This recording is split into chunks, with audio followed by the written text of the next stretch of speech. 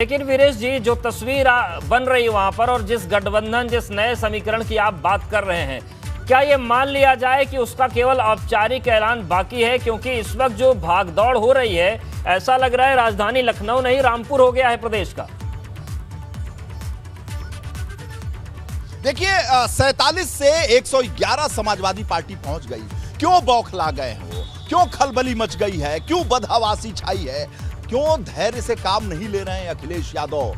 ये उनके कार्यकर्ता, उनके नेता पूछ रहे हैं, उनके विधायक पूछ रहे हैं कि क्यों भारतीय जनता पार्टी के हाथ में गेंद देते जा रहे हैं? क्यों बेचैनी छाई है उनके उन पर? क्यों इस तरीके से पत्रकारों पर प्रहार कर रहे हैं? बेईमान हो, बेईमान हो, बेईमान हो। क्या बेईमानी कर दिया नितिन उपाध्याय ने आज तक? आज समाजवादी पार्टी की सरकार थी, क्या कर दिया नितिन उपाध्याय ने? कौन सी बेईमानी कर दी नितिन उपाध्याय ने? कौन सी बेईमानी कर दी आगरा में? इतने दिन से पत्रकारिता कर रहा है हमारा पत्रकार, कौन सी बेईमानी कर दी? आदत पड़ गई है, बेईमान हो, दलाल हो, लाल पहन लिए हो, पीला पहन लिए हो, भगवा पहन लिए हो, हरा पहन लिए हो, नीला पहन लिए हो। क्या है भाई? क्या है? क्या कर रहे हो आप? तमाशा है क्या? पत्रकार कोई हो गया तो क्या निरी हो गया? पत्रकार कर रहा है, कोई अपने घर परिवार को चला रहा है, राष्ट्र के लिए काम कर रहा है, लोकतंत्र का चौथा स्तंभ है, तो बेईमान हो गए। क्या बेईमान कर दिया? क्या बेईमानी कर दिया नितिन उपाध्याय ने? सवाल पूछ दिया। सवाल पूछने की हिम्मत कम लोगों में होती है। सवाल पूछ दिया नितिन उपाध्याय ने तो बेईमान हो गया। लेकिन सबसे बड़ा सवाल है कि अब ये नहीं चलेगा। पार्टी को संभालिए अखिलेश जी, बहुत कुछ बिगड़ रहा है। बिगड़ ये रहा है कि आजम खां नामक जो नाम लेने पर आप चिढ़ जा रहे हो। क्यों चिढ़ रहे हो? खिचड़ी पक चुकी है, खिचड़ी पक चुकी है। सोर्सेस से मेरे पास पुख्ता खबर है। जयंत चौधरी ने भी पूछा नहीं। एलाइज में आजम खां से मिलने जाते हैं। आपकी पार्टी के आजम खां नेता हैं, विधायक हैं, सांसद हैं, सब पूरे परिवार उनका जो है आपके साथ जुड़ा हुआ है और समाजवादी पार्टी के संस्थापक हैं। जयंत चौधरी कैसे मिल जाएंगे? आपको जानकारी नहीं है। और फिर भीम आर्मी के चीफ जा रहे हैं वहां पर सीतापुर में। सवाल यही खड़े हो रहे हैं कि आप क्यों नहीं गए? आप भी जाकर मिलिए ना। आपकी पार्टी के आजम खां हैं, आजम खां के लोग इस्तीफा दे रहे हैं। लगातार पश्चिम से लेकर पूरब तक इस्तीफे का बाजार गर्म है और आरोप लगाया जा रहा है आपके ऊपर। आप राष्ट्रीय अध्यक्ष हैं, आप जाकर मिलिए। आप जब सवाल किया जा रहा है तो आप नाराज मत होइए, धैर्य रखिए। लेकिन सबसे बड़ा सवाल यह है अखिलेश यादव जी कि समाजवादी पार्टी के अंदर जो पक रहा है उस पर देखिए कौन वहां बेईमानी कर रहा है। वहां आजाद समाज पार्टी के भीम आर्मी के जो चीफ है चंद्रशेखर, वो जयंत चौधरी के साथ, आजम खां के साथ जाट, दलित और मुस्लिम कॉम्बिनेशन बनाया जा रहा पश्चिमी उत्तर प्रदेश में। यह समाजवादी पार्टी के लिए बहुत बड़ा खतरे का संकेत है। आजम खां के मर्जी के बगैर उनके फसाहत खान शानू कुछ नहीं बोल सकते। अब्दुल्ला आजम से कोई मिल नहीं सकता। ऐसे नहीं है कि कोई मुंह उठाएगा और समाजवादी पार्टी के विधायक अब्दुल्ला आजम से जाके मिल लेगा। कोई दूध पीता बच्चा नहीं है। हर जगह से हरी झंडी है। जेल के अंदर से, सीतापुर जेल के अंदर से आजम खां गोटियां बैठा रहे हैं। आजम खां समाजवादी पार्टी के संस्थापक सदस्य, मुलायम सिंह यादव के साथ कंधे से कंधा मिलाकर चलने वाला शख्स, राजनीति की हर गोटी को जानता है। अंदर से आवाज आ रही है कि समाजवादी पार्टी को मुस्लिम वोट तो चाहिए, लेकिन मुसलमानों की तरफ से वोकल, यानी जो लोकल फॉर वोकल की बात करते हैं प्रधानमंत्री नरेंद्र मोदी, यानी वोकल, यानी जिसकी आवाज में दम हो, वो नहीं रहे।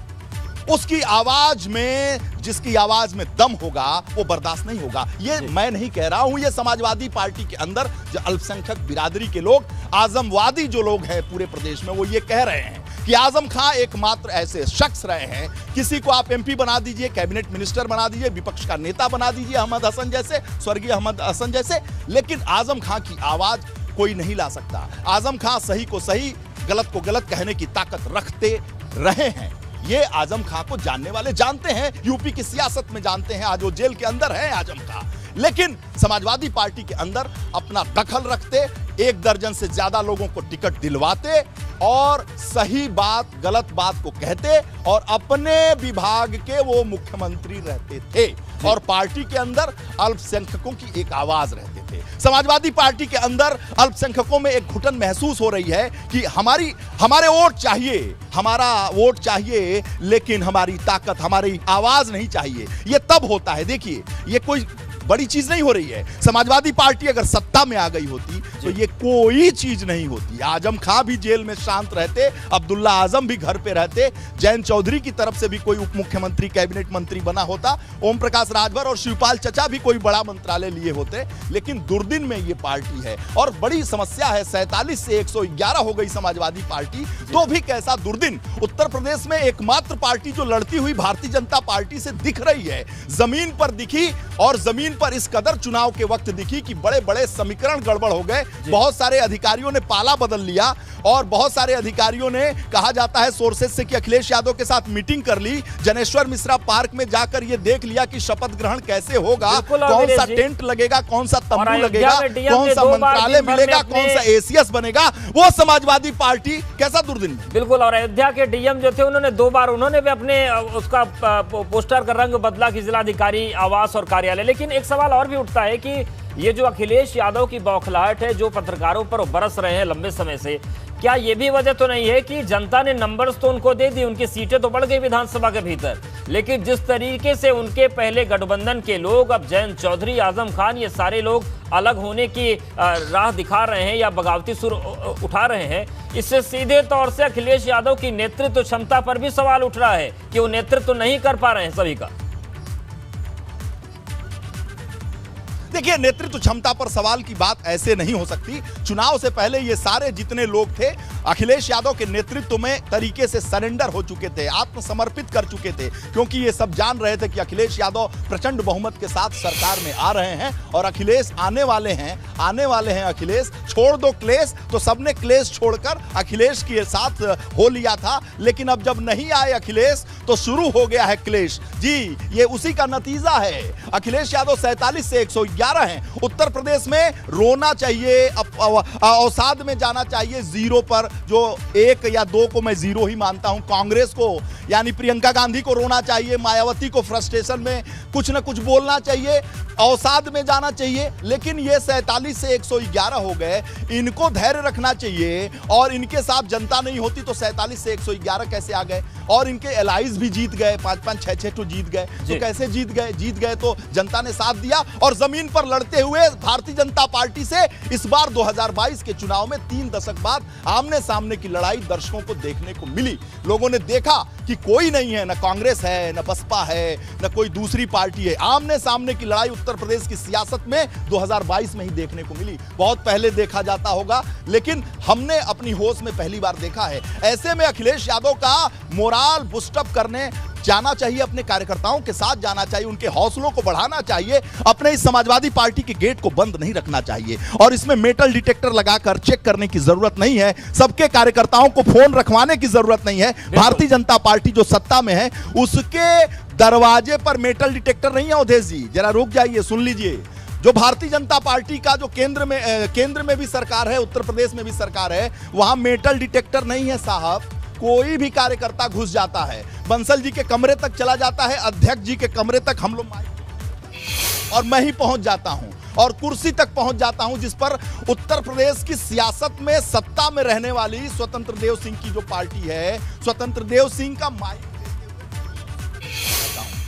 समाजवादी पार्टी के दफ्तर में मेटल डिटेक्टर लगा है, गेट के अंदर गेट लगा है, सत्ता में नहीं है, व्यक्ति नहीं है, दरवाजा बंद है, अभी भी दरवाजा बंद है। आप चले जाइए भारतीय जनता पार्टी में, वहां कोई मेटल डिटेक्टर नहीं है। सुनील बंसल संगठन मंत्री महामंत्री हैं, उनके घर अंदर तक जाने में भी मेटल डिटेक्टर का प्रयोग नहीं होगा। जब मुख्यमंत्री योगी आदित्यनाथ आते हैं तो शायद जो प्रोटोकॉल है उसके हिसाब से मेटल डिटेक्टर लगता होगा। और हमने तो यह देखा है कि जब अमित शाह भी आते हैं तो कार्यकर्ताओं का कैंपस में प्रांगण तक जाने में मेटल डिटेक्टर से होकर नहीं जाना पड़ता है, फोन नहीं जमा करना पड़ता। बिल्कुल। तो यहाँ पर अखिलेश यादव आ जाएंगे, फोन जमा करनी पड़ेगी। अखिलेश यादव को खुश होना चाहिए कि भारतीय जनता पार्टी से लड़ती हुई समाजवादी पार्टी ही दिख रही है, दिख रही थी। और ऐसे में धैर्य से काम लेना चाहिए अखिलेश यादव को और पत्रकारों को बेईमान बेईमान, दलाल दलाल कहने की आदत छोड़ देना चाहिए, क्योंकि पत्रकार किसी से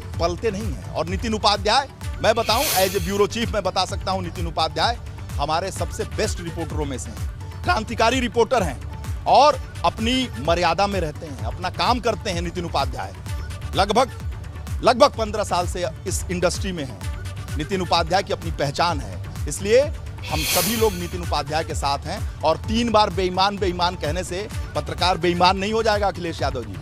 इसलिए ये एबीपी गंगा नेटवर्क है और हमारे पत्रकार ने सवाल पूछा तो आप बेईमान मत कहिए।